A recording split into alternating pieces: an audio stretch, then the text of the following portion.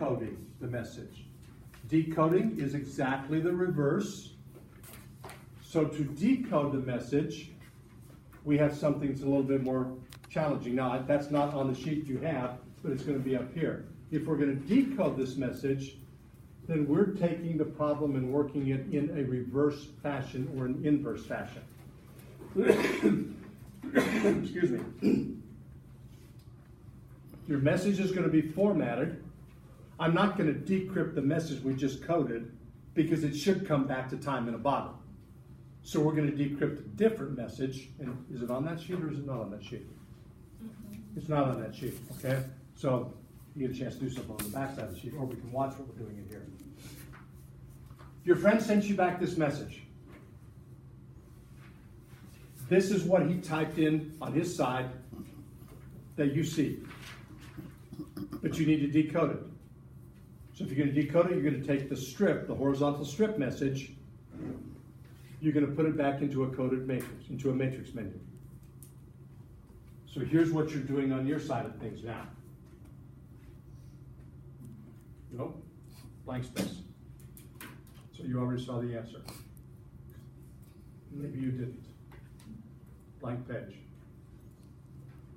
Okay, so what I'm doing now is I have this long message right here.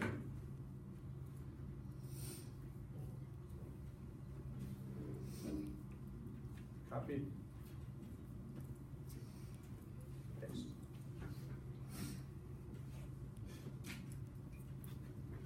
I first need to format this message.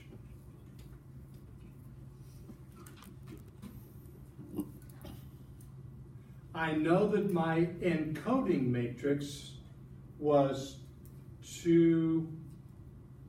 what was it? I don't remember. 2534.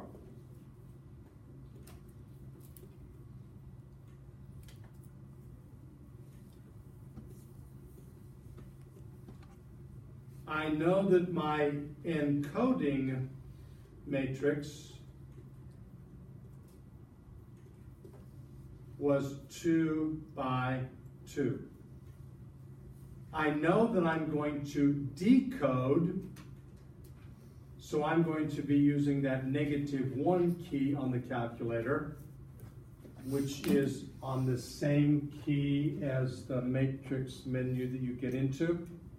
There's a reason they probably put that together with where the matrix was a secondary function, so you wouldn't have to play hide and go seek with where the decoding facet of it is. You physically do not need to know what the decoding matrix is. The calculator will do it for you. There is one problem in the exercise where they give you a encoding matrix and they ask you what's the decoding matrix, which means they want you to type a to the -1 and they want you to write down what the result's going to be. But for physically working with it, if you're working by hand, you got to know what it is. But if you're letting the calculator do the work, it's already there. Now, the message that was sent back, do you have any guarantee it's going to be the same size as the message that you sent out? No. So you got to go back and figure out how big the matrix is going to be. Don't we know that this coded message matrix, don't we know it's going to have to be a 2 by something? So now we need to go back and count characters. Now the fact it's 2 by something, 2, 4, 6, 8, 10, 12, 14, 14 characters split into 2 rows. This is going to be a 2 by 7. So now we know how to format the message in our calculator. And we still know that it has to, because we're going to be multiplying, we still know it has to be formatted in columns or in pairs here. So 130 is associated with 132. By the way, a person looking at this message is not going to be able to decode it very easily because they don't see the standard A through Z, 1 through 26. They know the good and well that there's not a letter associated with 130. So you're a little bit safer. 33 is associated with 39. They're paired. 22 is paired with 33. 120 is paired with 117. 100 is paired with 80. 61 is paired with 74. And 102 is paired with 83.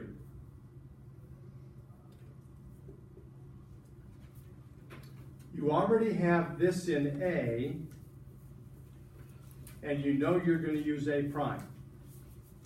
So you need to get this into the calculator somewhere.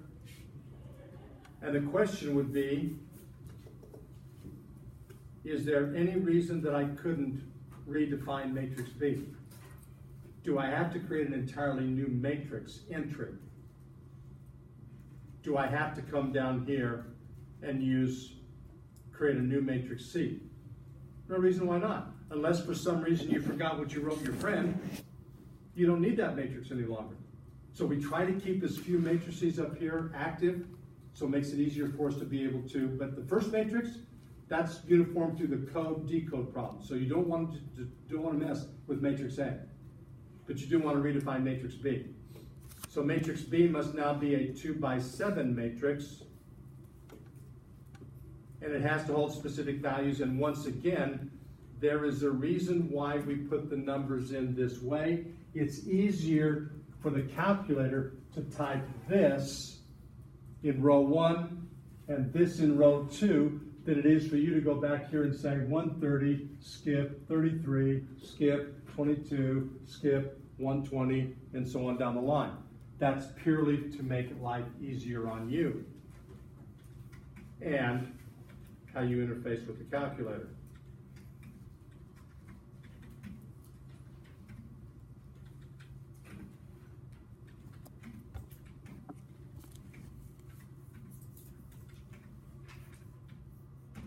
And as usually is the case, double check and make sure when you scroll back through that you've typed everything properly. So the mechanics now of doing the exercise are not bad, because if we reuse this as our matrix B in the problem, then this is what we want to see on the screen of our calculator. So we get out of the matrix menu, start with a clear screen, probably because it's a lot of garbage on the screen. We pull up matrix A, but we have to tell the calculator that we're not encoding, we're decoding, so the x to the -1 key again. And now multiplication symbol if you want. If not multiplication symbol, then tell it to go back into matrix number 2. And we see the result that we have over here now is in matrix form, but as a message, we would see 20, 18, 9, 3, 11, 0, 15, 18, 0, 20, 18, 5, 1, and 20. They may ask you to type that in. They may not ask you to type in what the numbers were. They may ask you what is the message that your friend sent you back, which means you've got to take those numbers into this.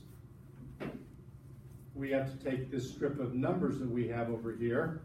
Let's see if I can grab these and bring them back all at one time.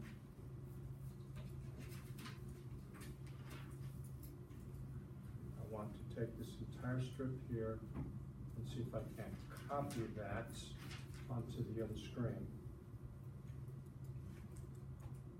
And see if I can paste it. There we go. Okay. Now, that's what the message should translate to. So I'm looking at this and saying 28